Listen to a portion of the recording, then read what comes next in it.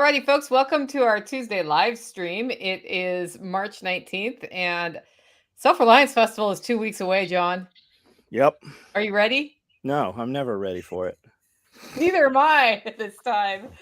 So, yeah, we're looking forward to that. And I thought today would be a great day to have the world-renowned, famous Alyssa on the show. Alyssa, why should people know who you are?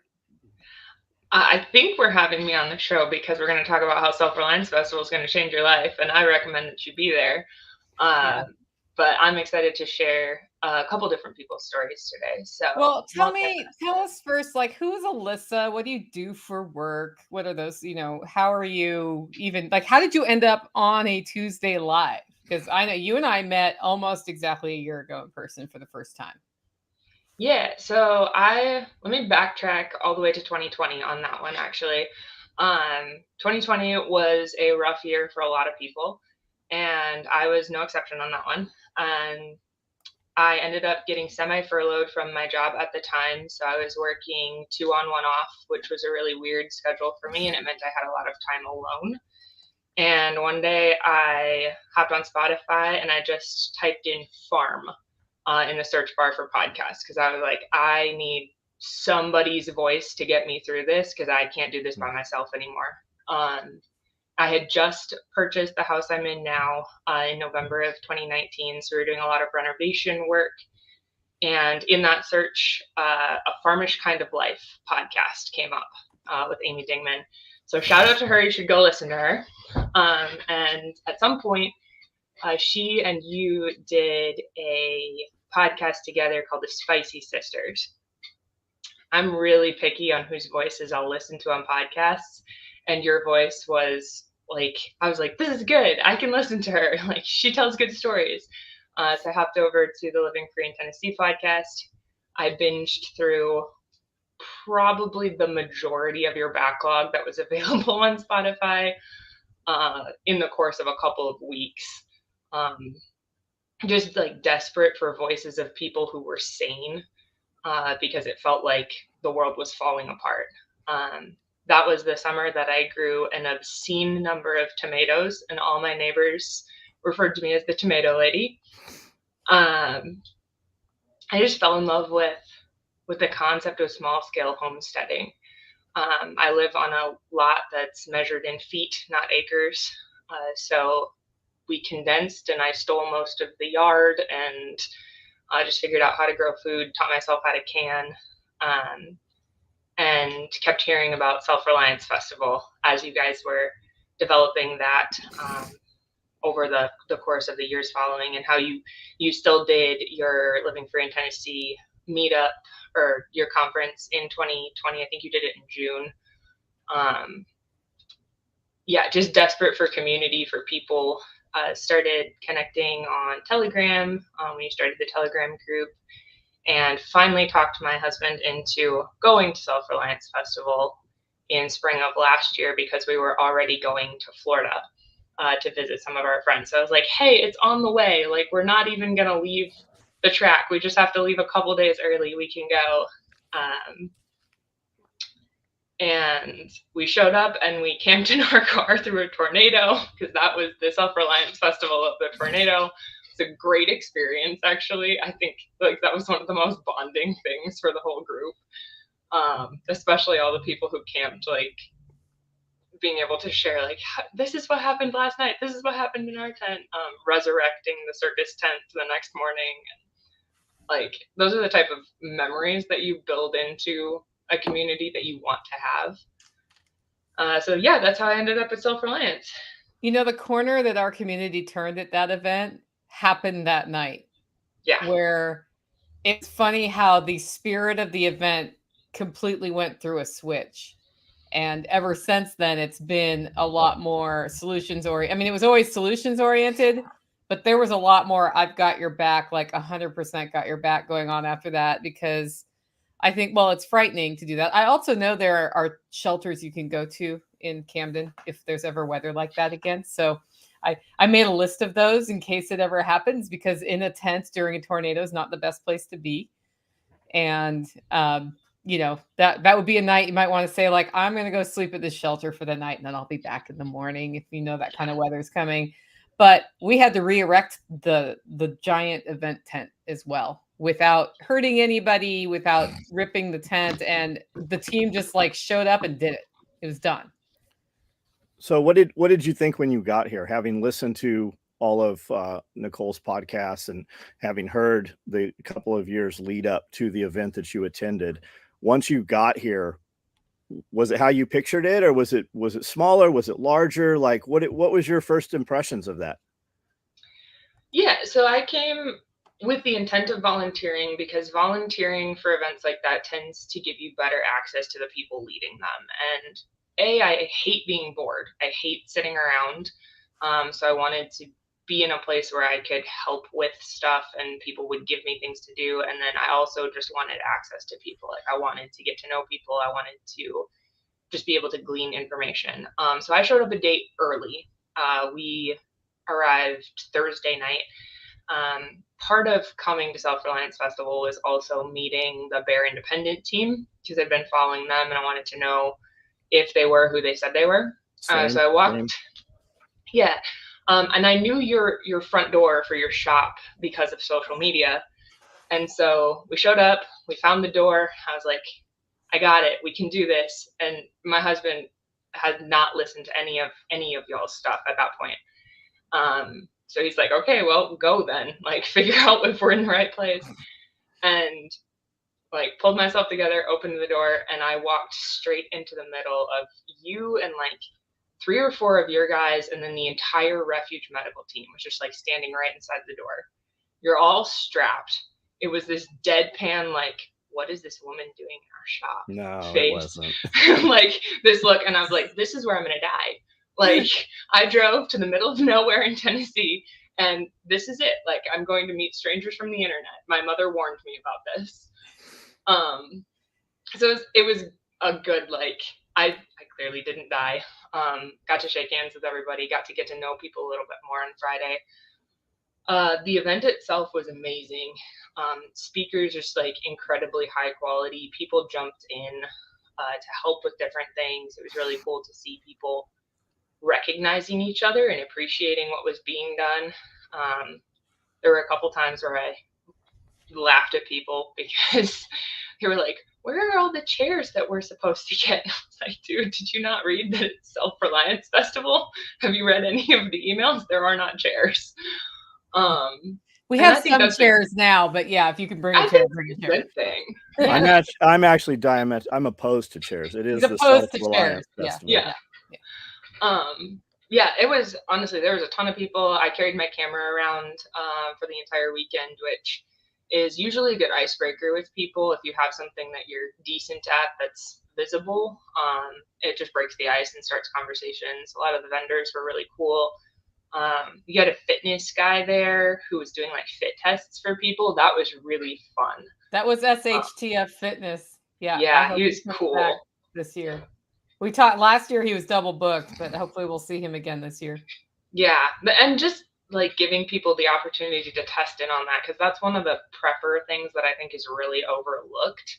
And to have someone who kind of fits in the prepper community, but also was like, hey, can you carry this sandbag across the parking lot? Yeah, I think people complain too much about not having people like them in their corner. And sometimes you just have to leave your corner to find those people. And you did Nicole, you did a activity at the last day, like after the raffle drawing, where you had different people stand up and like, which state are you in? Now find each other. We actually started a Telegram chat for the Wisconsin and like Minnesota border people that day at Self Reliance. And we don't use it a whole ton, but now I have a connection with like, I think it's probably 10 or 12 people that are in a 3-hour radius of me. Like in desperation, you have people. And yeah, we drove 12 hours to get to Camden and met people who were literally an hour from us. When did you realize that you'd made the right decision? When I didn't die after I walked in your door. When did the light switch change where you realized that you were accepted and you belonged there? Probably, I think Dawn made a huge difference in that, just like making sure that we were engaged and able to help and feeling useful, but then also feeling really appreciated. She really helped Logan come out of his shell as well, and just giving him tasks that he could handle by himself, and then getting him to start directing people, which at that point was not something that he did a whole lot, and now he does pretty much full time. Like, since coming back from that, he started training people at work. He's one of the foremen on his team. He's directing a build on his own right now. My husband does general contracting and builds houses, for context. So I think that was also just really helpful to see leadership in action and to see that he could do it. Wake up. Oh, sorry. You got the dream barks happening. If they're not in the office, they'll bark out the window, but then they fall asleep in the office. Was there a point when your husband looked at you and said you were right? Yeah, Saturday night. What do you think? What was the catalyst? Was it one thing, or was it just an accumulation of all of it? An accumulation. We were sitting in the back of the tent listening to the karaoke, and just people having fun. And we spent most of the weekend with the Fortress Canine team, just really connected well with them, playing cards and petting dogs, which is where I prefer to be.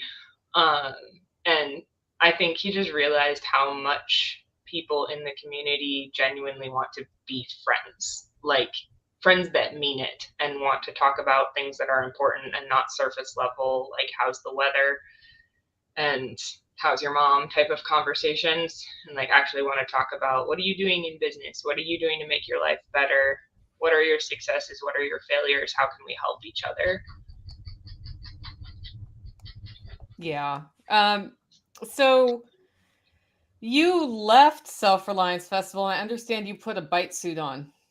I did, yeah. Tell us about that. So you left and you went to Florida. Yep. Yeah, I was already going to the Orlando area. Our best friends live north of Orlando, and so we were going to see their new house.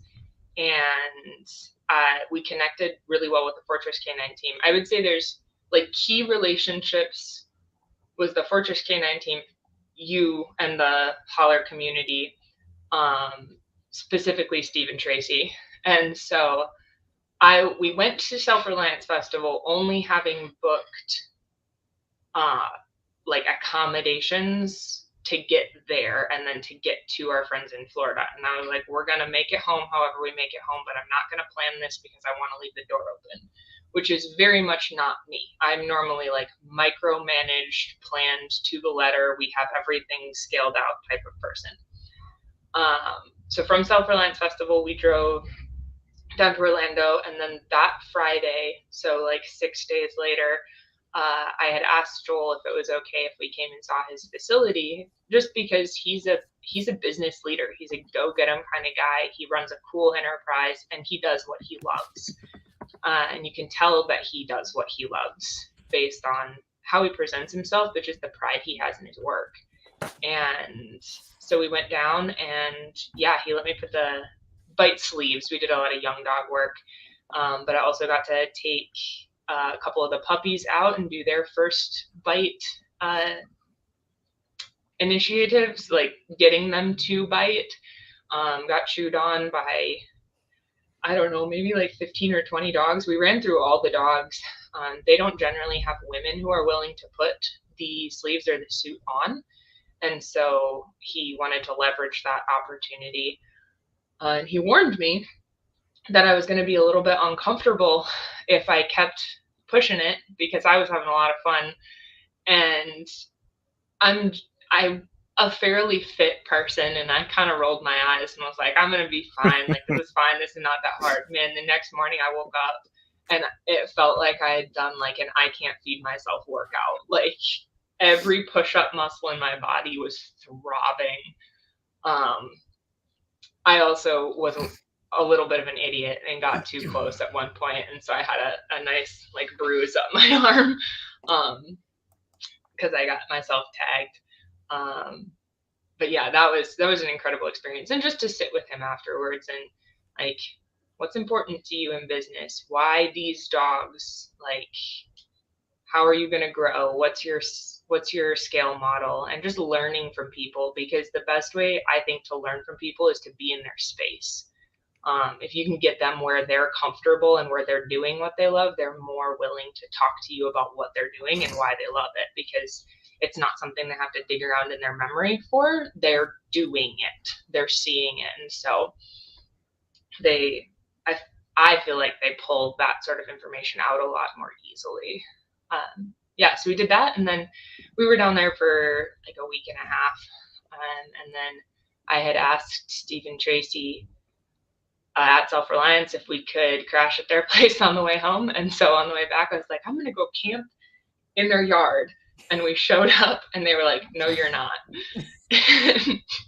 So they put us in their guest room, and it was just another moment of meeting strangers from the internet. Like, showed up at Joel's place. He's got dog signs plastered everywhere, like open this gate and you'll die signs. It's great. And then we showed up in like middle of nowhere, Tennessee, which is fantastic if you're from Tennessee, which I am not. And then the people that you just met 2 weeks ago are like, oh yeah, you can sleep in the guest room. Like, you're either really friendly or I'm not going to make it out of here. I mean, you met their dogs, right? Oh yeah. I don't think they were worried. No, I don't think nobody was worried. I think it was good. I mean, we've stayed with them since then too, when we ripped out your floor, and we love them. Like, they're great people. And Logan made the comment the last time we were through Tennessee that Steve and Tracy are like the family members that you can just pick right back up with. Like, you show up and it's like you didn't skip a beat. They're like, we still love you, and this is still great, and how's all the things? And that's the type of community that I want to have, even if it's spread out the way it is, like Florida, Tennessee, Oklahoma. Yeah, they moved to the holler temporarily about a year and a half ago. Yeah. So they were going to be here for 4 to 6 months. And there's been a low grade marketing effort to try to get them to decide to just be near here all the time. But eventually they're going to go to their own property that they buy and probably build on it. So I'm not mentally ready for that to happen, because they've been such a great addition to the holler neighbors. And yeah, we'll be sad. I'll be sad when they leave. All I need is for their kids to decide they want to live closer to the holler, and then maybe they'll stay near the holler. But yeah. Are you guys adding a Fortress canine puppy? I really want to. We have 2 dogs already, and having an equal number of dogs to humans tends to work well for us. Logan's rebuttal to my petitions for Fortress canine dogs are that once I get a Fortress dog, I will never buy not Fortress dogs. He's correct. And so I'm not going to argue against that, but I think he wants to wait until we're ready to take on that level of dog. Cool. Because right now I have a couch potato and then our guard dog, and our guard dog is only 3. So she's got a lot of years left to do her job. Yeah, I'm in the same. I don't have a Fortress dog here either because of that. Yeah. We will. We eventually will. Have you been following his build out in Ohio? He's moved on to Bob's place there. Yeah, I've been watching his reels, and like he designed the platform dog houses. Like, I need that immediately. So that's on my build list for our new place. Very cool. Yeah, those dog houses are cool. And I was like, that's a way better solution than everybody in a room with doors. Yeah. So how much property is the new place? Yeah, so we're moving to Oklahoma next month at some point. The property that we got is 42 acres. Wow. It's definitely going to be a build property for us. The current house is a double wide, which I don't have anything against double wides, but I do have something against mobile homes when it's my first tornado season, because tornadoes are not a thing where I live. So I would like something that's bolted down to a foundation. So we're going to build a small to tiny home over the summer, and move into that so we can sell the trailer, and we'll do a slow build on a full-size permanent house. So you went home from Self Reliance Festival after having done a walkabout where you ended up interacting with the community, and you were one of the first people after that SRF to write me an email. Really? And you wrote me the kind of email I love to get, which I did. I forwarded it to John. We forwarded a lot of emails like that, so I'm not sure if he remembers it specifically. But I was like, hey, and you said, I have a new lease on life and I just decided to go for it and start my own thing. And this is what has happened since then. And his first question to me was, what's the name of her business? Because he wanted to go check you out, right? And probably drop a comment on your social media or see what you were doing. So tell us about how that sort of bloomed from there, because you probably built a business one of the fastest out of, Evan Dixon actually built one pretty fast too, out of SRF, just following, because it was weeks, not months. Yeah. Well, I was borderline unemployed when we came to Self Reliance Festival, so I had the time. I had quit my job in 2021. I worked in customer service, which is enough to take anybody out after COVID. And I was doing wedding photography as a subcontractor and some house cleaning, home maintenance stuff just to kind of keep myself busy, but doing just a lot of work on our house. And I knew I liked construction and home management, and Logan has worked in construction since forever.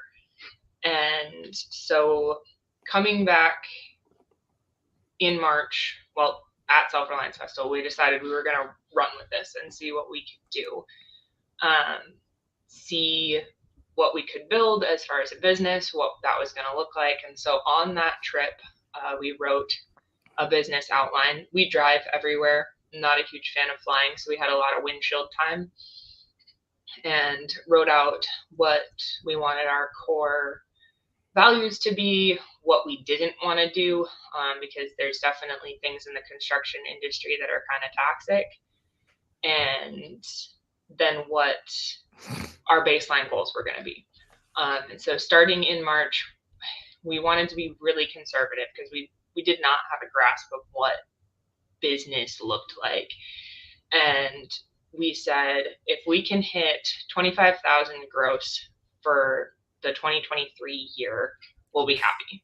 We can buy equipment then, because it was going to be super part-time for him and it was going to be part-time for me. So really low expectations. We hit that in 2 months. Yep. We doubled it. Special knowing where you focused. I'm like, yeah. We hit the double the 1st of September, I think. And then we walked out triple that. And so we definitely spent a ton of that reinvesting in the business. We have spent a lot of money on tools, which is good because now we have them. And I will say that was one of the things that I'm glad that we did, was just reinvested. We've poured money back into having the equipment to do things right. And because of that, we do things faster. And the faster you do contract work, the more you get paid. So in an effort to get better, we just invest in getting better. I still have no idea what I'm doing. We got a logo done. We got business cards. We got kind of the normal stuff, but we have very limited social media presence, partially because I don't like social media development. I've done it off and on, and I like being creative, but just the concept of having so much of our life out there is not my favorite thing. And also because we don't need to, and also can't generate work from the internet, because we generate so much work from word of mouth that we can't keep up right now. And so in the process of brainstorming scaling, it was either scale up and start employing people, or don't advertise and stay where you're at. And because there's been so much transition in our life, we opted to stay where we're at. I have scaled up to over full time at this point, and he's still working a 40 plus for another contracting company, but he's probably at 15 to 20 hours a week on top of that. So it strikes me that we have a lot of people in the comments saying, what I want to start something, what should I start? I want to start something, what should I start? And we talk a lot about finding your passion, but every time we hear a story, John, about people starting a handyman business or remodeling or construction, who do two things: one, show up when they say they're going to, and two, charge the money they say they're going to charge even if they made a huge mistake in the estimate. They end up in Alyssa's situation very quickly, where, and I have so much work I can't do it. Every one of them. If you don't have work, it's because you don't want to do it, or you have done something wrong. That's what I tell guys all the time. You can move here and live like a king. You cannot move here and take somebody's job. So if you have construction skills, handyman skills, anything like that, all you have to do is show up when you say you're going to show up, do what you say you're going to do, and be the most expensive person, because perception of value. Do you want to deal with poor customers, or do you want to deal with customers with money? And the customer with money is typically not going to try to negotiate price. They want the time. They want you. They don't care if you're working at 6 a.m. They don't care if you're working Saturday, Sunday. You get the job done. And they have those same friends. Like my buddy Scully here, they own multiple properties. They fly a crew in from San Diego and put them in a hotel for 30 days to work, because we don't have dudes here that do what they say they're going to do. Yeah, and I would add one more thing to that is answer the phone. Contractors around here either don't answer the phone at all, or you leave a voicemail and they don't call you back. And Yep. if you call people back, you have work. Yeah. And you can also hone that in, because that's one thing that I have been working on getting better at, is just saying no to the things that I don't want to do, because we have the flexibility to do that. I love to paint. I love interior painting, exterior painting. Like, I'm good at it. It's easy. It's easy for me. It's not easy. I found a lot of people hate it. But I just continually say yes to those jobs and continue to develop really positive relationships with those people, because that word of mouth spreads, and then I get more offers for paint jobs. I don't love doing like framing type work. Logan loves it. He's great at it. He bids those jobs. He usually takes the majority of them. We do drywall. I've done a couple years in drywall for another company. He's done 10 years in drywall, so we have a lot of experience there. That's a money maker, not a passion project. We do that because it pays, not because we love doing drywall. When you do outbuildings, are you brushing or are you spraying them? I do a lot of decks, so I do a lot of brush work. Because when you spray, it typically takes a lot more paint. Is that correct?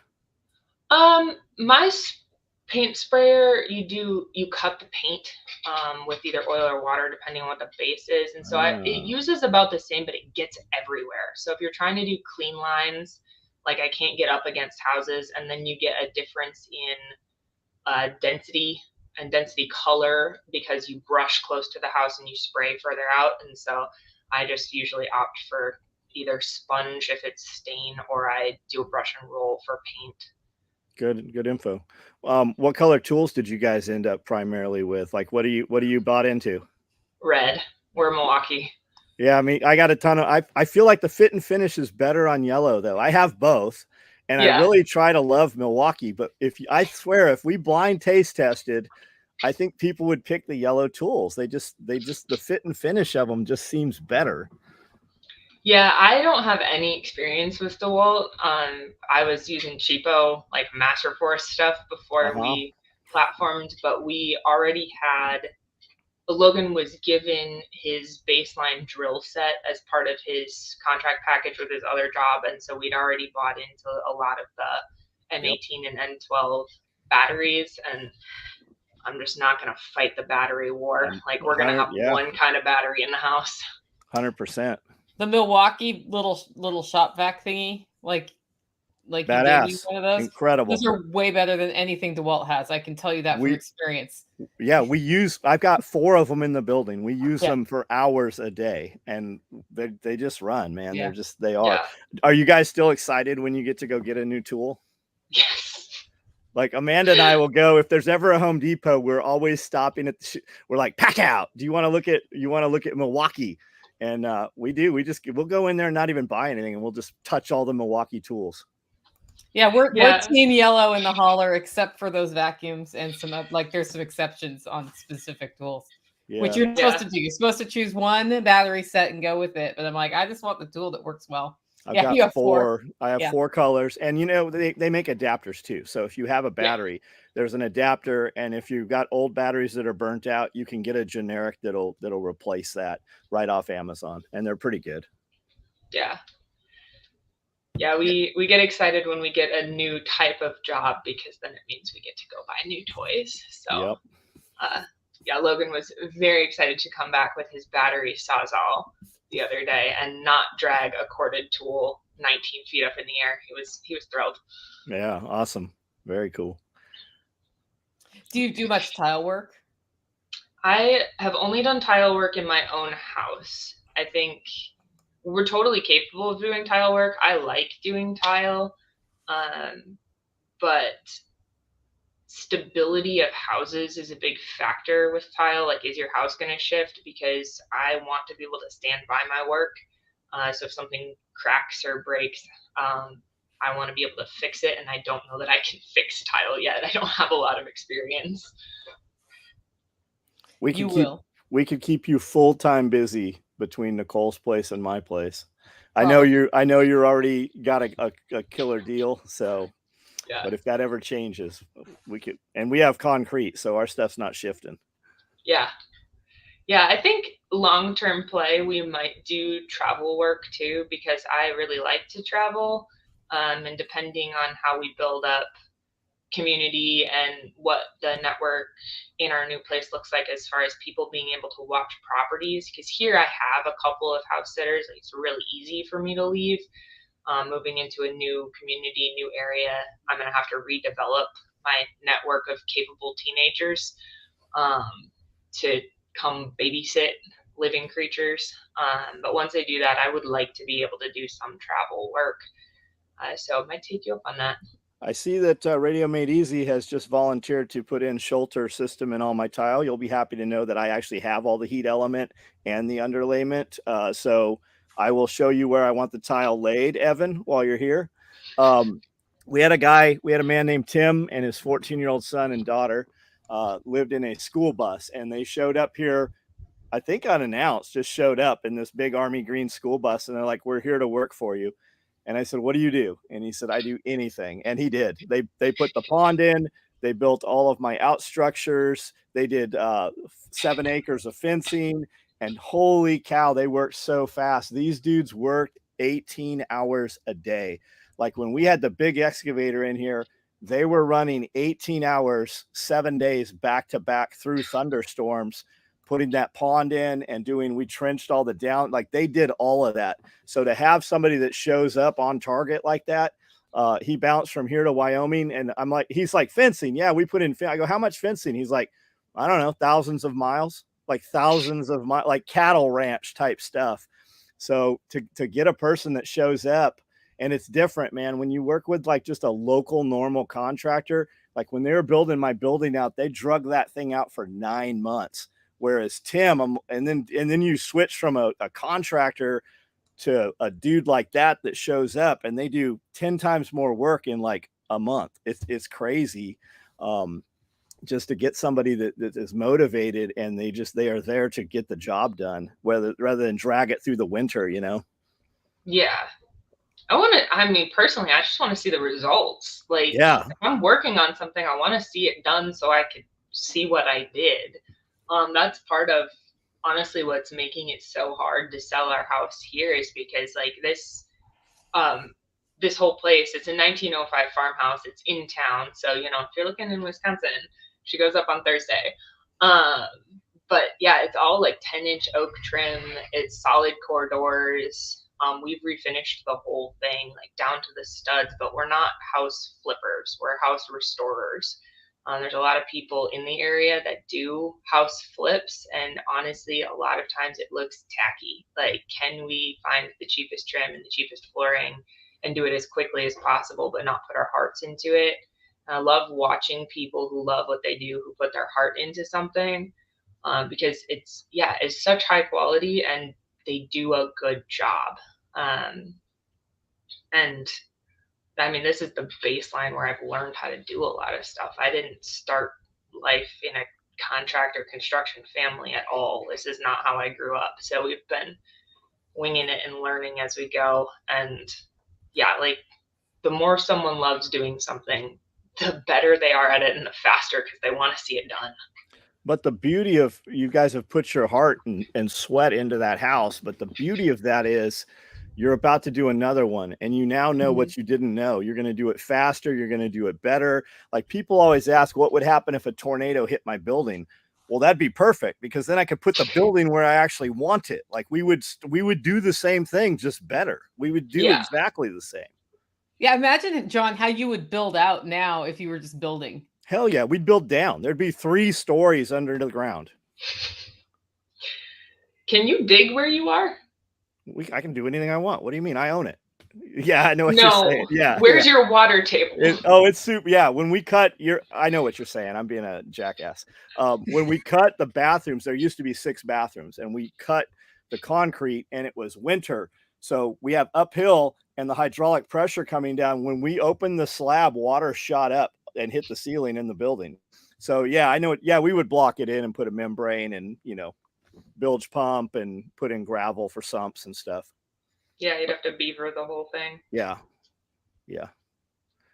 That sounds exciting. Well, okay, so you started this thing. You have more work than you can do. You're getting to cherry pick the best customers in only 1 year. Why are you moving? So we've had a couple different goals kind of throughout life.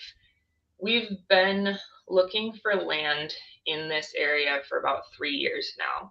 I live in a very expensive area of Wisconsin. The reason that it's expensive is a lot of people retire here. We are in kind of the winter home of the winter summer home people, or I'm sorry, in the summer home side of winter summer home people. I was wondering who would choose Wisconsin in the winter, but people who like to ski and snowshoe, like all insane people. You'll find me inside by a fireplace. And that's the other half of it, right? So I have pitched multiple states over the last several years as we've looked for land in this area. And around here, land is very expensive. Like raw land is hundreds of thousands of dollars. B, building codes are insane. There's building restrictions everywhere for everything. Everything has to get inspected. And that's how it runs here. And I'm not going to try to change it, because on the few instances that I have stuck my head into government establishments, it hasn't been super successful or my favorite thing.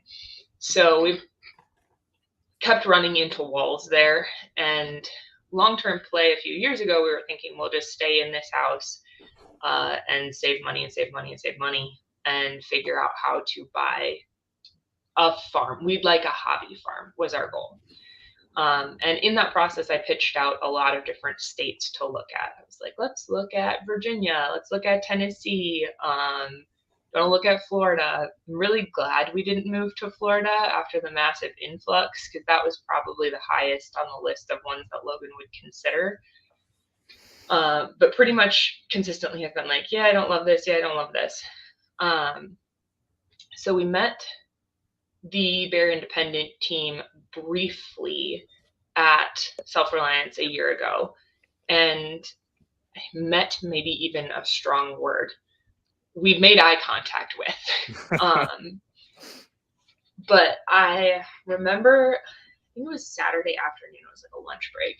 I was sitting on the table that's right outside the SOE door, just like recharging my social battery, because I tend to run strong introvert, and I could hear there sitting at the picnic table kind of across the porch talking to like, I don't know, he had a little crowd around like 8 to 10 people, just discussing the Bible and his different takes on. He's teaching people, he's like answering questions and not berating people. Like, he's not judgmental. He was being who he said he was online. And no one was recording him. And that's I think a big takeaway when it comes to media is like, are you who you say you are when there's not a camera on you, or are you just like that when someone's filming?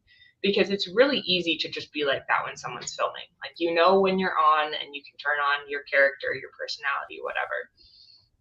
Then they left. The majority of the team left because that was the day that the tornado hit Mississippi. And I was following along like what they were doing with Grindstone Ministries, the community that they built out that was helping those people, that was taking care of that. And we decided that we wanted to be a part of that. Like, they were who they said they were. And even though we're really far away from their operating zone, we still wanted to be involved. And so we signed up for Patreon so we could kind of keep an eye on what was going on there. We also signed up for the Grindstone deployment emails and put in our initial application to volunteer with Caleb House. We were anticipating going to volunteer with things this coming summer. We ended up getting an invitation to volunteer last fall. Stuff lined up. Different events had fallen through. Our schedule had gotten much clearer than it should have been very suddenly. And we looked at each other, and they had asked if we could come in like 10 days from when they'd emailed, which is not normally possible for me. I plan my life 6 months in advance in any given time, and we were just available, which I lean towards that being hand of God. Like, hey, you're supposed to go, like, get in the car. And I don't tend to try and push against that because it usually goes poorly. So we got in the car. It was another meeting strangers from the internet moment. We showed up at an office building that didn't have an address. We were greeted by someone who was very armed. And we looked at each other and we're like, well, we didn't die the last time, so we're probably not going to die this time. And got the opportunity to rub shoulders with people there, to work with people there for, I think we were there for 8 days, meeting people who were who they said they were again. And then we started looking at the opportunities that Oklahoma brought, and the land prices being a lot more reasonable, the building codes being a lot more reasonable, the fact that it's not a massively population dense area, but that there are things available close, which is important to me. I'm not a doomsday prepper. I like a proximity to Walmart. I still buy groceries at the grocery store, so the fact that there is one somewhat nearby is important. And the more we looked at it, the more the opportunity just appealed to us, and our ability to grow business, our ability to build our own home without the regulations that we have here. And then the proximity to Grindstone and to Caleb House, and being able to continue to serve with them and volunteer with them, because that is something that's close to our heart. What Caleb House does, what building codes? There aren't any. It's great. You guys are doing it right. What Caleb House is doing is incredibly close to our hearts. Has really opened our eyes to an aspect of the world that I don't think most people want to make eye contact with. And that's why it's still a problem, is because we're not looking at the fact that what they're doing needs to be done. And for context, for anyone who doesn't know what Caleb House is, it's Caleb with a K. They're a juvenile human trafficking restoration facility. So they are rescuing American kids from American trafficking situations and then taking the time to put them back together again for as long as they need to be put back together again. They're not throwing them back in the foster care system. Foster care is one of the primary avenues of trafficking for kids in the US. And so when you do that, oftentimes the same kid gets rescued over and over again Multiple because times. they continue back into that same system that they were in. So we want to be able to do something about that. And proximity is important for us in order to continue to serve with that ministry. So to expand a little on that, DHS only has some 600 beds through the entire United States to provide that. When she says as long as they need to, typically the people that care for those children, those are their parents for the rest of their lives. They can come back home. They can come back to that area. It's a very cool program. You guys should all look into it. If you are not aware of this, you should check out Caleb House. Bear did a really good interview yesterday with Billy Bond, and went into some numbers I had not heard before that are absolutely insane. We wanted to know if Bear was who Bear said he was also, and I found him during COVID and listened to him every morning. There was a tornado in Kentucky. We packed up everything we could fit in the truck to go up there to drop it off to, assist and donate. But really we went there because I wanted to see if Bear was who he said he was. And we watched Bear for a couple of hours, and we got to eventually introduce ourselves, and we hung out with Bear for a few minutes. I met Angry Prepper and a few other dudes. But Bear is exactly who he says he is, whether that camera's on or not. I've spent a lot of time with him. He's been here many times. We've done podcasts and stuff, but the conversations we have upstairs, without the cameras, those are even better than what you guys see when the camera is on. And people are very drawn to Bear, and Bear will tell you that's not me. I didn't, but he is. It is Bear. No matter what credit he wants to take, a lot of people are on that walk in life and on that journey now, and it's because of Bear. And he will never take credit. And I heard him say something. One of my guys just asked me, "Hey, will Bear baptize me in the pond if he comes to SRF?" And I said, "I don't know." I heard Bear yesterday said he doesn't need to baptize you. It's more important that somebody baptizes you. But I think he's wrong about that. I think that people are on that path now and open to it, and they've always felt like they were missing something, and it is because of Bear that they are now open to that, and it is in their lives now. Yeah, I'd agree with all of that.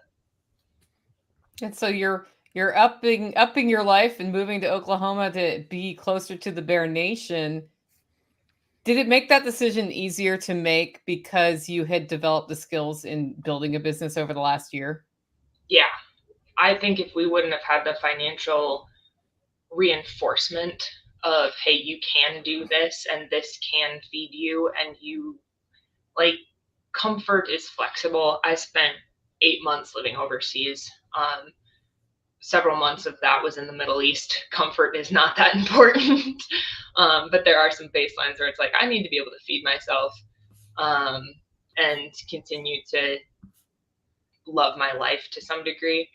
And knowing that we could do that we had skill sets that were worth paying for, and that people were willing to pay for them, was hugely comforting. But also, you led into Bear and will Bear baptize me, and how he's impacted people. At the root of it all, I just believe that the Father's going to feed us. He's promised that he's going to provide, and he hasn't skipped a beat on me yet. And if he fed me in a 1-bedroom apartment in the middle of the city, and he provided when I lived in the Middle East, and we made it back home, and we're just gonna, this is the next adventure, right? He just put the path in front of us. And I think we always have choices. You can decide to stay where you are and keep loving people and keep doing what you're good at and keep putting one foot in front of the other. And I think we could stay here and we would still be successful and be happy. But we got the opportunity to do something bigger and to take the leap and burn the boats and actually go commit to doing this full time, being being the Lampost Collective, like being us full time.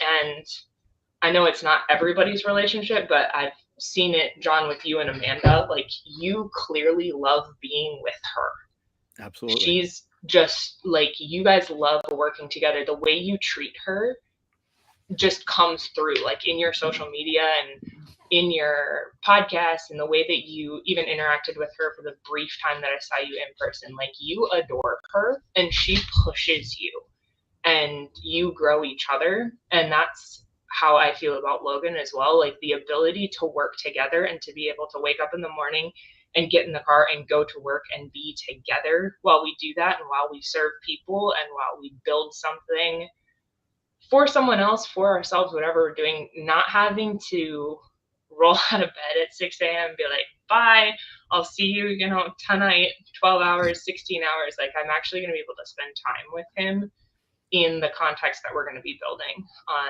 and by building business together. And that's why I married him. It wasn't to ship him off 60 hours a week. Like, I actually like the guy.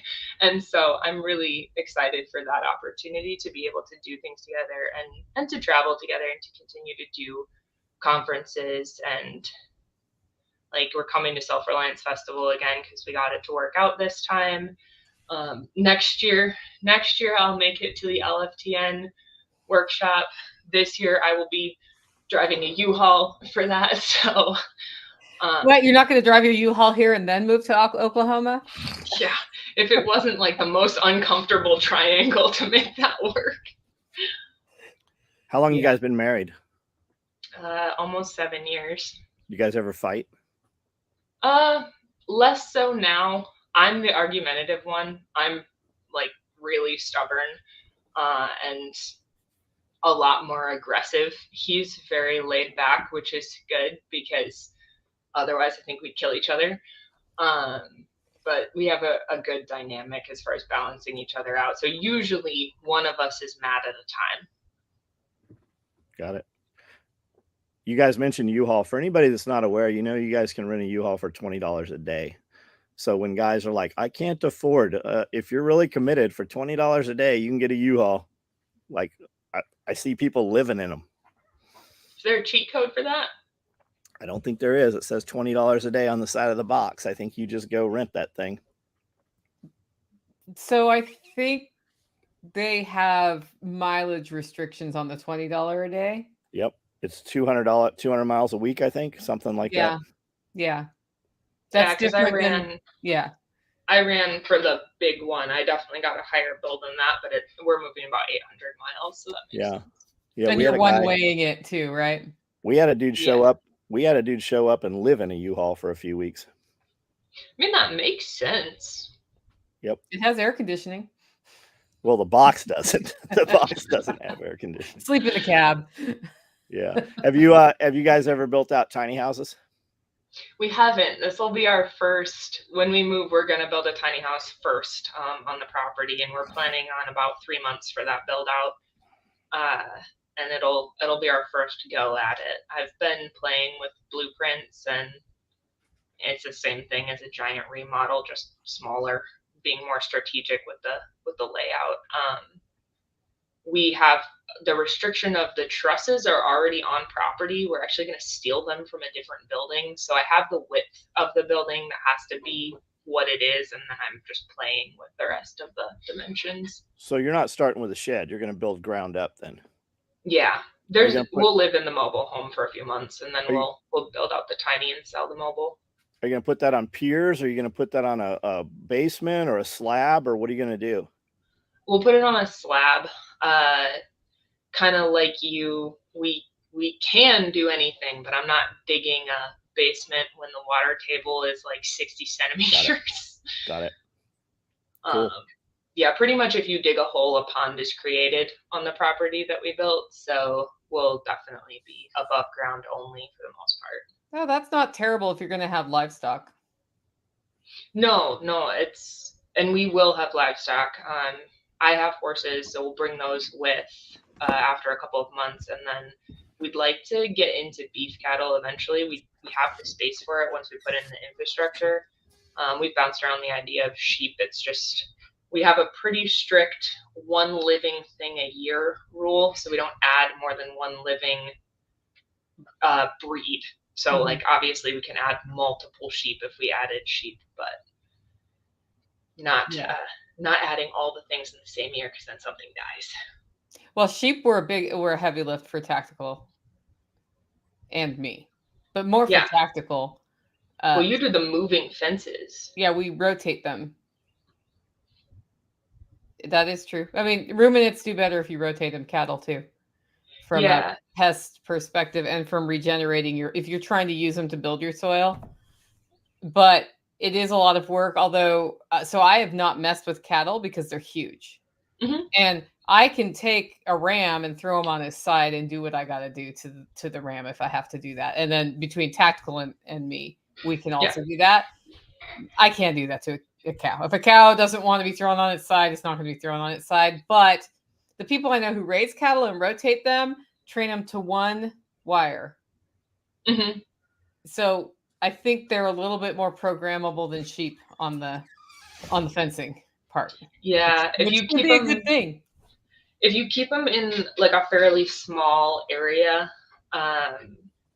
and basically have a wire running down the middle that's whatever color you're going to have your fencing in, and you light that thing up like hot, as far as your fencer, let them zap themselves a few times, they'll figure it out, and then you don't have to have the same level of current everywhere else.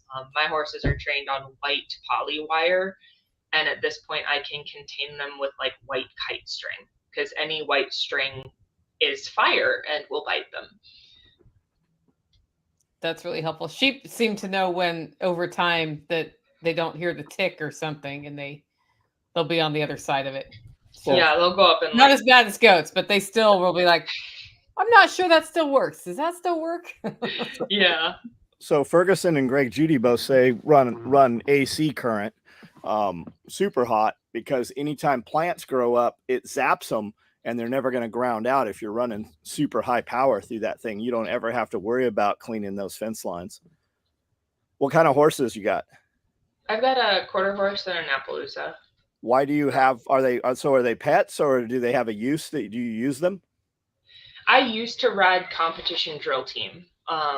Through like end of middle school through college, I ran a rodeo circuit with it's basically like the opening flag ceremonies, and it's a synchronized horseback routine. There was 8 of us in the arena, and you basically run at each other for the crowd thrill seek. So we did pretty intricate patterns, and I traveled with a couple of different teams. At this point, I don't have the time to ride a lot. One of my horses is retired. He's one of those animals that just gets a free pass because I've had him for close to 18 years now. And he is a really easy keeper. Like he costs me nothing. So those don't live at your house right now, correct? No, they live at my parents. Got it. So they're gonna travel with you? Yeah, we'll go down, and then I already am scheduled to be back up here for an event in July, and so I'll come and get them then, most likely. Awesome. We'll have time to put in pasture fences and water and that sort of thing. But yeah, the Appaloosa is a workhorse. Like, he's capable of it. He knows how to move cattle. He knows how to pull things. Like, he's good infrastructure, since I don't yet own a 4-wheeler. Yeah, that's cool. That's awesome. I would posit that it's more comfortable on a horse going up those hills when you have hills than a 4-wheeler. Having had to take a year to teach myself to go up and down the hills here, it took me forever. Like, I can drive anything, but I was always afraid I was going to roll a 4-wheeler here. Yeah, they'll go just about anywhere as long as they trust you and they don't require fuel. So as far as a prepper flex, horses are not a bad choice. I mean, they do require fuel, just not gasoline. Yeah, their fuel grows out of the dirt almost everywhere. So as long as you take care of your soil, you're good to go. Yeah. That's cool. And I've learned how to do, I would say, 90% of the care myself. So my input costs are incredibly low. I know the argument against them is often like, I don't want a money pit. Like, it's a money pit if you decide it's a money pit. It's kind of like anything. Well, it also depends where you get the horse. In 2009, we had the real estate crash from in 2008, right? And so 2009, things were a little tight in my county, and people started releasing their horses to the wild. And so on more than one occasion, we had horses running all over my property. That's dangerous. Being chased by studs. Like, yeah, because they were in season, and it was crazy to me to think, like, you've invested in this animal and there's a relationship there, and you're just going to let the horse go die in the woods. Like, we have skeletons in the woods for the ones we couldn't find, because that's what's going to happen to a horse. Yeah. If you just let them go. But and we were able to catch some and like drive them into my neighbor's pasture, but it was nuts. We have that happening right now in this county with dogs and roosters. Yeah, tons of them. Yeah, I mean, and horses are not necessarily bright when they're not used to being out either. Like, they will run in front of vehicles, and like, that's a really big deer-shaped creature to hit. Like, I have big horses, but I'm ranking in at, like, one of them's probably close to 1,000 pounds, the other's probably 1,300. Like, it's not small to hit that. I would like to have war horses. That's what Logan wants to. So if you find a source, we're in. Oh, we got them, Percherons. Yeah, I can't do Percheron feet. I think I'm just doing like a half draft, because then I want the speed of it too. And Percherons are not fast. Yeah, but that's what they're jousting with, though. I mean, that's what like a they're using. Percheron quarter horse. If you got to pull stumps or something. Yes. Yeah, that's what the Amish. There's a lot of them around. Yeah. Isn't it more about how you train the horse, though? Both and. I mean, some of them are naturally inclined to certain behavior types. There are horses that will herd cows on their own. Like, one of mine cannot be in a pasture with cows because he will run them to death for fun. Yep, like having a border collie. Yep, yeah. Just a really big border collie. Yes. Yeah. Horses can be assholes to other animals too, man. Yeah. Same. Yeah. Like, you'll see them just tear up other animals. They're incredibly sizist. Like, if something is a lot smaller than them, they just hunt it for sport. So you can't. New word. You can't run horses with sheep. You can rotate them after, but you can run a donkey with sheep, though. But donkeys are cool. Donkeys will kill babies, though. Like, there is tons of donkeys that just destroy. You'll see them with goats and baby sheep, just throwing them up in the air. They'll also destroy coyotes. Yes, but the dogs take care of that, and then we don't have the problem with the dogs with the babies that you do. Like, and I'm sure it's not all donkeys, but there's a ton of stuff when I'm in those livestock groups about donkeys just destroying during season when they're giving birth. Like right now. Mm-hmm. Yeah. I got to see what our livestock guardian dogs do when a baby is born for the first time, because usually it's just like the babies are there. Mm-hmm. And they're actually super helpful in the process. Like, they come up and help, and ours do. They help lick the afterbirth off the whatever amniotic stuff off the lamb while the other ones are being born. And yeah, it was very interesting because the mom let the dogs get close, and I was very surprised. And then I saw they were kind of working together on getting everybody up. So, how old are your LGDs now? 3. Okay. Almost 3. Yeah. Where did they settle out in size? Oh, I have no idea how much they weigh, but like waist height, like rib height? Yeah, so the head comes up here. Okay. On them, and I mean, they're probably 150 max. I would say about 150 pounds. Nice. But they're, surprised. I was a little surprised because I was worried they would think that like young babies were tasty snacks, but nope. Oh, they understand it's a sheep. That's their job. Yep. Is your giant, like your really big dog, John, out with your sheep, or is he like in your parking lot? Well, he was with my sheep, and then he decided he wanted to eat my male sheep. So Oh he no. he mauled he mauled the male. So I have a new Pyrenees puppy. She's probably 6 months old, and she's probably, I don't know, she might be 100 pounds right now. She's big. She's going to be really big. That came from Bob's dogs, and he has that set of parents is pregnant again, so he will have some really good, like, we didn't train that dog or anything. She does everything she's supposed to do. She doesn't cross the gate threshold when the gates are open. You'll go out there and look for her and you can't find her, and she's bedded down with the sheep, like in the group. But the big dogs, they're up in the upper paddock now, without sheep. Yeah. Okay. I can probably cure that with a shot collar and a little bit of time, but the immediate fix was just put the new dog out back as she's a puppy and let her grow up with those other sheep. Yeah. So the question here is, how much training did you do with your dogs to trust them for that test? I did not train them not to eat babies. They just know not to eat the babies. So we spent a good intensive month orienting them on the flock and watching them very carefully with the flock, and they kept getting away and wandering off at first until we had them like location and flock bound.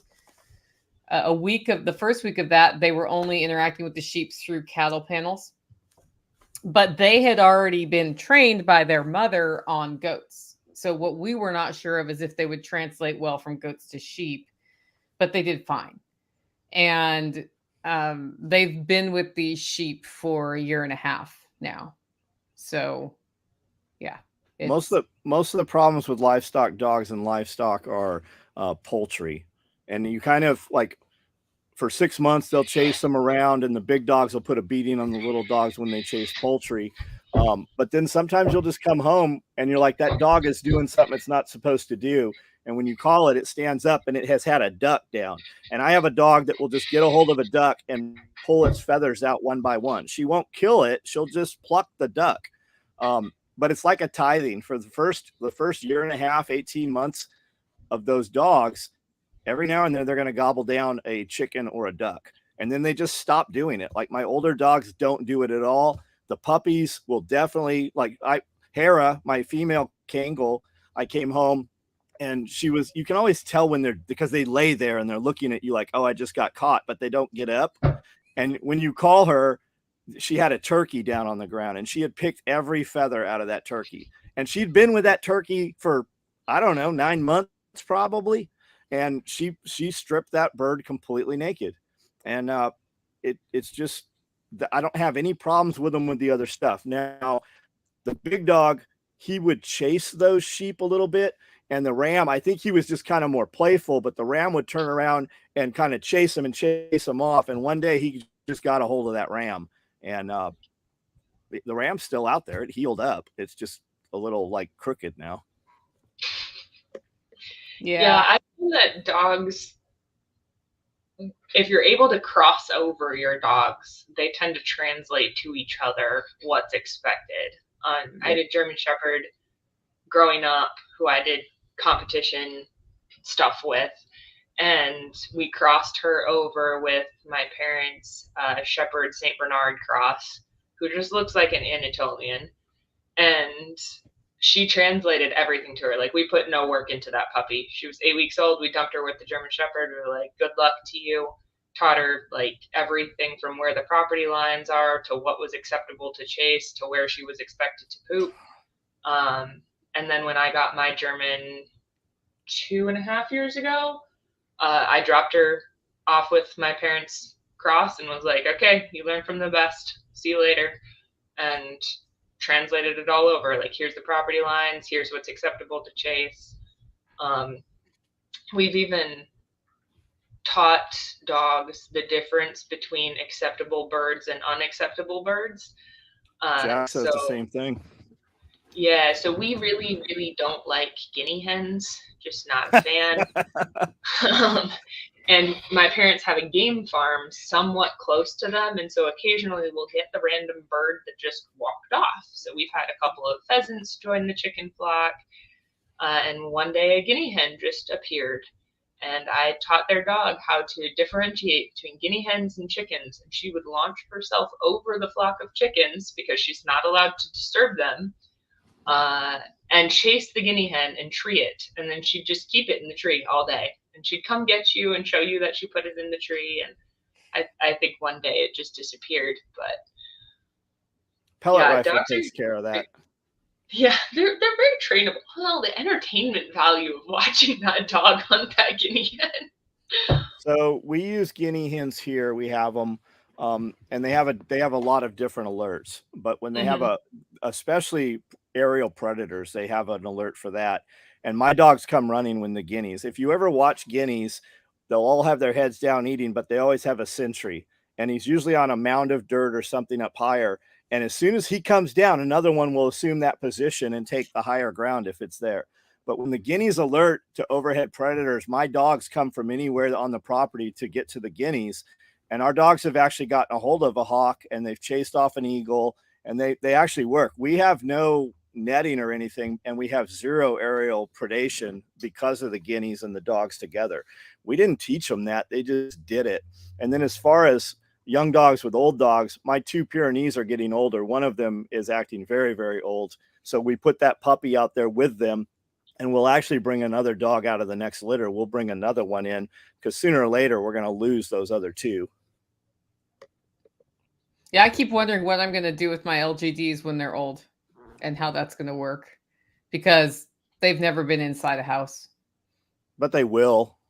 Yeah. Or a barn or something. They're just going to become lazy, and they'll be pets that we'll take care of. Yeah. Or they roll into that teaching mode where at that point you might have enough sheep that you're running separate flocks, and you put one old dog, one young dog with each as you make that transition. Yeah. And the other thing, like with the aggressiveness of those dogs, the Pyrenees will stay a little. Pyrenees will wander if you let them out, but those Anatolians, they have so much more aggression and size, and they're quicker to move.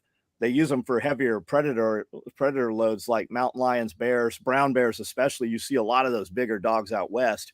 But we'll interfence, we'll fence the property and then put paddocks inside there. So my dogs can get around those paddocks so nothing can get to those animals, and we'll keep the poultry. Like I have chickens that just roam everywhere because they know their freedom. But the new chickens, as we put them into pens and we chicken wire the fence, they'll stay inside that area protected because the dogs can get all the way around them. We've got coyotes and all bobcats on the game cameras outside, but the dogs kill anything that comes over that fence. Yeah, have you ever found a predator animal dead that was of any size inside your fence? No, not a predator animal. I mean, they've got hold of a raccoon. They've killed some possums.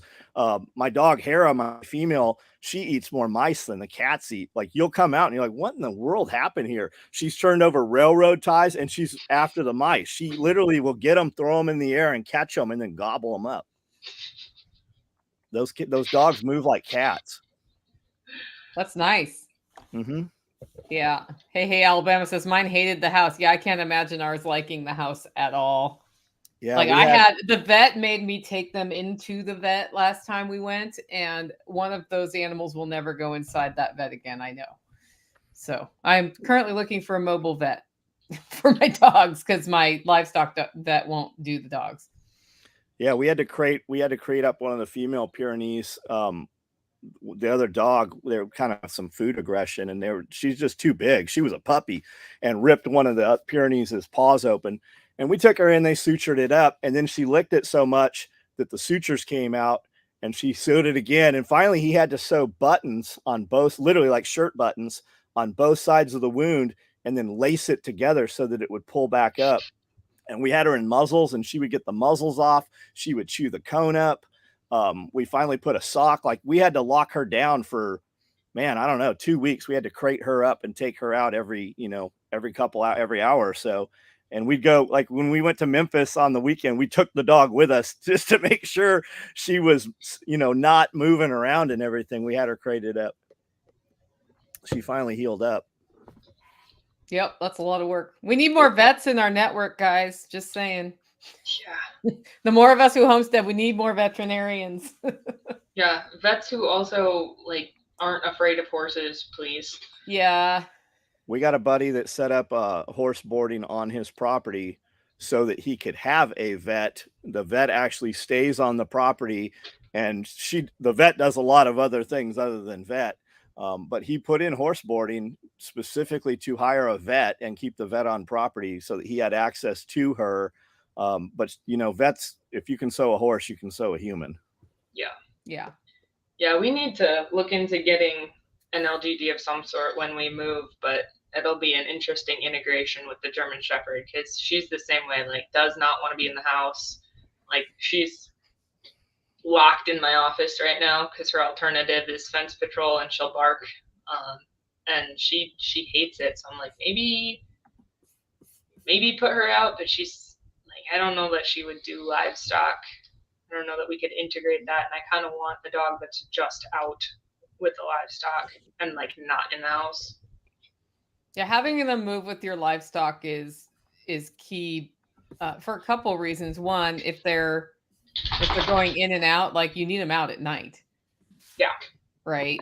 And then they also, I don't think my dogs would be as aggressive if I tried to get them to do that. Like I know they'll kill raccoons and possums and stuff, but they're more concerned about, the house at night than anything else. And so trying to shift that demeanor would be a big lift, I think. Yeah, I also like having her in the house at night because that is why we got her. Yeah. Yes, early alarm system. They will definitely go off. So far, we've avoided the LGDs killing my dogs. So, which is good. Yeah. They seem to know when my dogs are not in the fence that they don't go after my dogs because they've been over here and seen the dogs, and there's been hackles up, but no like instant slaughter. Mm-hmm. But the LGDs have instant slaughtered coyotes. So yeah, it's one of those things. Like maybe they smell familiar because I smell like I don't know what it is, but yeah. And so far, my dogs haven't been like, "Are you talking to me?" Because that is the wrong thing to do. Somebody asked about I think they meant Akbashes, but the Asian shepherds and the central shepherds, those are big dogs. You typically see them westward, long-haired dogs. You'll see people say, I wouldn't have a husky wherever because it's because of the fur, but the Pyrenees do great here. And I was thinking, like with my Kangles, those are short-haired dogs, and we provided all kinds of stuff over winter for all of the dogs. They've got igloos and straw and the whole deal, and those dogs sleep out. Like I've come out several times and thought, man, the dog's dead. It's out in the ice, and when you call it, it just looks up, and when you finally pet it, it's got frozen ice crystals all over them.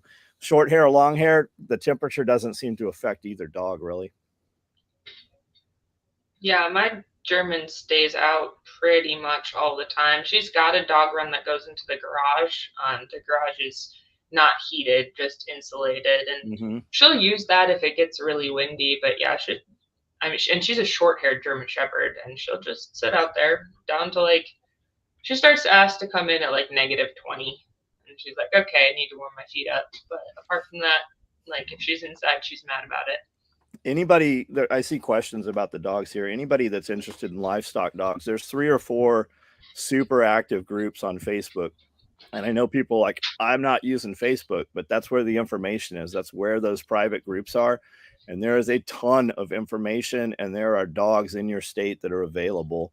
So even if you're not using Facebook, set up a fake account just to get access to the knowledge there. Same thing with the livestock groups, the chicken groups, the rabbit groups. Man, anything you're looking for, you can just search it and have the answer immediately. And then as far as like heartworms and stuff, your vet will sell you all kinds of heartworm medication, and you can take care of that for like $10 a month. Like there is so much stuff. Ivermectin takes care of heartworms and all kinds of other things. And you don't have to pay those hundreds of dollars a month for that stuff that your vet's going to send you. There are so many other alternatives. And I think the other thing is when you bring a livestock guardian dog in, the picture in your head may be you're going to bring the dog in and spend a little while orienting it, and then it's going to take care of all the things for you. Be ready to invest some time in that dog. If you're, especially if you're new to it, like you're either going to be building up a puppy right? Or you have, like, depending on what you buy and where you get it and what habits it has, that can have a huge impact. So John took time to find good genetics, trained presumably by somebody's mother when you're getting your dogs from Bob, right? Because the mother is already a good livestock guardian dog. If you can verify the heredity, that makes a huge difference. I had a friend get one that was oriented on cattle and try to orient it on sheep, and the poor thing, that the dog was bored. The dog was bored with a small number of sheep. And so, you know, like, that can be a huge mistake. So do think about, you want to, don't just get the free one. Like, figure out what makes the most sense for your situation. You'll make your life a lot easier, because otherwise you've got an animal that you need to do something with that may be a real pain in your neck. And when you get in the livestock guardian dog groups, you'll see, hey, this is the type of dog, this is the livestock that it's around. And you'll see them like, hey, this is a great dog, no go with chickens, or this is a great dog, no go with goats. Like, you'll know, like, just, I'm telling you, man, it is worth it to get in there and spend a couple hours just reading around in those groups. Yeah. Plus, people throw hissy fits all the time about what people are doing with their Oh, dogs. hell, you want to see crazy shit, just ask them how to take care of chickens or rabbits. Yeah. It's just like the canning groups, man. Just like everybody's got an opinion. Yeah. There's a lot there. Okay, well, I think it's about time to wrap up. Let's go once around the horn. Do you want to start, John? Sure. SOE Tactical Gear is the name of my website. I do a live video on this YouTube channel, special operations equipment, every night, 9 o'clock. We can talk about whatever you want to talk about. I do that live video every night of the year. That's it. Check us out. We got 5,000 videos on YouTube. I've got 5 different video series and 2 podcasts that we do every single week. So we're not hard to find. We're on every platform. Usually if somebody interacts with you on social media, it's almost always me. Alyssa. So, you can find me online at Lampost Collective. For Instagram, you can email me, the lampostcollective@gmail.com, if you want to have a conversation about building something. And honestly, if you're going to go support something, go support Caleb House. CalebWithAK.org. Go find them, go figure out their mission. They currently are looking for monthly donors. So if you have $5, $10, $20 a month that you are willing to commit to an organization that wants to do bad things to bad people and rescue kids from bad situations, go find them and go support them. Yeah, so that's calebhouse.org, KALEBHOUSE.org. They are one of the 2 organizations we raise money for at the Self Reliance Festival. And traditionally, we would be raising money for the Caleb House at this Self Reliance Festival, but we decided to switch it because Bear's coming in October. And we figured it would be better to pair him with the fundraiser. But it's definitely worth looking into. They just did their first event, the Ruckus, I think a week ago. It was only a week ago, right? Yeah, the Ruckus was like a week and a half ago. Yeah, it looked like a really good time. I hope to make it to the next year one. Definitely check that out, guys. And in 2 weeks, if you want to meet John Willis in person, if you want to meet Alyssa in person, if you want to meet me in person, and get to know the kind of contacts and people who are like you, who are ready to go do stuff, who are ready to help you do stuff when you show them that you will actually do stuff, check out selfreliancefestival.com. We've got great speakers. We've got a bunch of cool demos happening. We've even got the Alaska Chainsaw Mill guy. I'm looking forward to seeing that one. And it's all over at selfreliancefestival.com. Have a great